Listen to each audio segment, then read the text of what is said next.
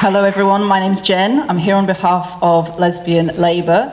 We're an organisation that launched in April of this year, and we represent the interests of lesbians in the Labour Party, and we're also for lesbians that are in trade unions, or in fact the wider Labour movements. If you're eligible to join a trade union, you can get involved with us.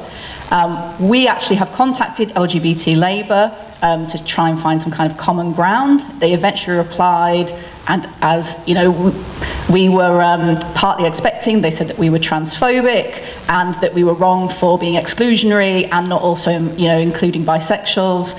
And I think that this really represents the whole, actually, of the lack of plurality in the Labour Party, that today you can't actually just be a group that, you know, say LGBT Alliance, they're a great organisation, they get criticised for excluding the T. If there was a bisexual organisation, they might be, I mean, I imagine they would only be criticised for excluding the T as well. And it really just follows on from misogyny, that we as lesbians cannot simply be for ourselves in the same way that often women are not allowed to actually just act for ourselves and not take on every cause in the universe. We have got in touch with the Labour Party and asked for formal recognition, and they've simply ignored us so far. So for about 5 months we've been ignored by them. I want to say that really this is a real cultural attack on lesbians, and unfortunately huge swathes of our political class, including the Labour Party, are complicit in this. We can't represent something if we're not going to admit what it is. Lesbians are exclusively same-sex attractive females.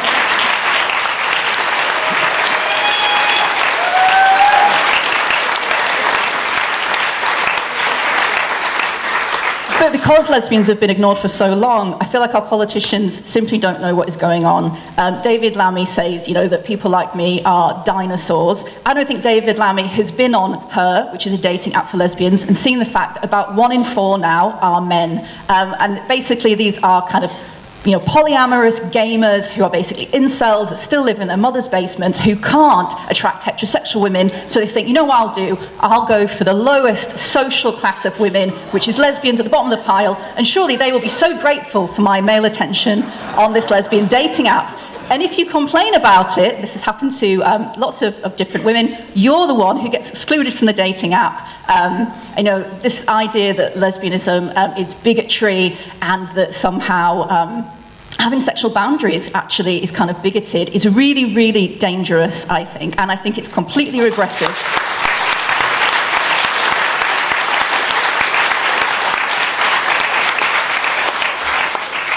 So we're facing this attack on really the ability to be homosexual, to actually say, I'm only attracted to the same sex, and that's it. And I think that there's so many politicians talking about this. So, you know, John McDonnell, his comments when he was asked about the cervix issue, his immediate response was, well, you know, I passed the first you know, support for gay rights in my branch back in 1980, whenever. Well, I'm sorry, John, but actually this is not the same. This is not a civil rights movement. This is not the same as gay rights. This is being institutionally transmitted and imposed really from above. And, you know, I don't say this with any malice. I'm a member of Momentum. I'm from the same political quarters as John McDonnell. I think if there was a competition about who loves Jeremy Corbyn more, I would win if we weren't doing an arm wrestle. So I'm sad to say it, but it's true. He has a kind of real ignorance about this. Angela Rayner's the same. She came out today and said that there's no conflict between trans and women's rights. This is ludicrous. And wasn't it Angela Rayner who a couple of years ago invited Lily Madigan and said, oh, you'll be on the front benches soon? Actually, what happened to Lily Madigan is he was banned from his Labour club for harassing a lesbian. And I can send the full statement about that that's still on Facebook. So really this goes beyond the Labour Party. If we're not going to have an actual definition of lesbians in the way that we all understand it, in the way that was completely uncontroversial only 5-10 years ago, how are we going to have solidarity with the lesbians being raped in the Kakuma refugee camp in Kenya? How are we going to be able to talk about all of these different issues? It means that we end up being shut down, we can't discuss anything anymore, we can't even name ourselves or name our sexuality, let alone kind of experience it and realise it. And there's I get that there's a kind of generational difference here, because it's generally young lesbians on dating apps, but I have so many friends who have turned up on a date only to find that, in fact, it was a man who was kind of doing filters and Photoshop to pretend that he was a woman, and that kind of causes a particularly dangerous situation for her when she has to then reject him in person. And I want to give an example that I think is really representative of what's happening to lesbians. In 2015, or it was 2016, I can't remember which, but it was the summer launch of the GRA consultation. It was actually held at the TUC Congress House, and being a typical student, I was late, and I ended up stuck alone in a lift with, I didn't know at the time, but Polly Carmichael, who is the head of Tavistock Gender Identity Clinic. Without saying anything, she looked at me and said, "Oh, are you a service user?" And I said, "No." And she said, "Oh, well, what are you doing here today?" And I said, "Well, I'm just interested what was going on." I actually had fully formed views on the topic at the time, but I wasn't going to share this with this stranger in the lift. But this is exactly what is happening. And I'm sure that Judith Butler would call this a performative verbal gesture. And it certainly was, because it suggests something. It suggests that I see in you that you aren't a woman and that you're not just a lesbian, that you're in fact a man. And this actually replicates, even being called...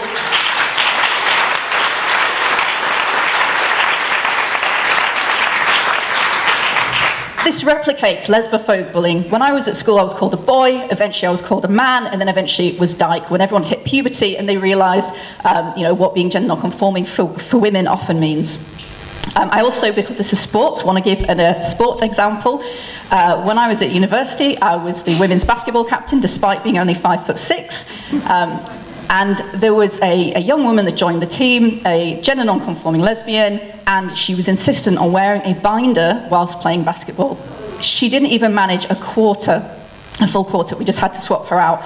The same girl fainted on the way to the summer ball at the end of the year because it was hot and she was wearing a binder. So this is kind of like the new corset that is being targeted and to restrict women and bring us back into line with femininity.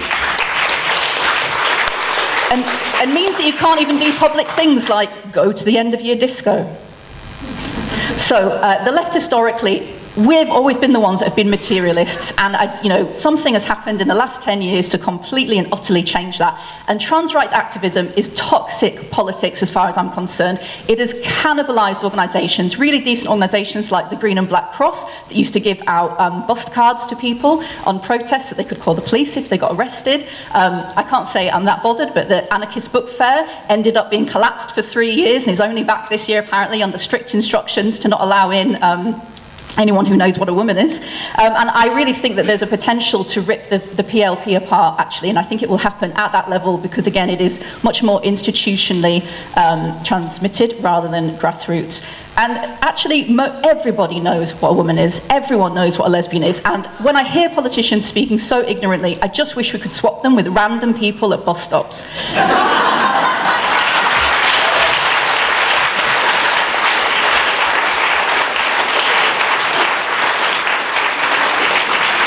Because most people do have what Antonio Gramsci called good sense. Not common sense, but actually most people are in reality, and it is the out-of-touch political class that unfortunately many of them are in Labour that are fomenting this. And I think that we need to be really confident about that the vast, vast majority of people, whether they've done GCSE biology or not, know full well at all times that there's two sexes and what a woman is, what a man is, and certainly what a lesbian is. So I'm going to end with a quote from the great Rosa Luxembourg, who said that it is revolutionary to tell the truth loudly, and I think that's partly why lots of us are here today.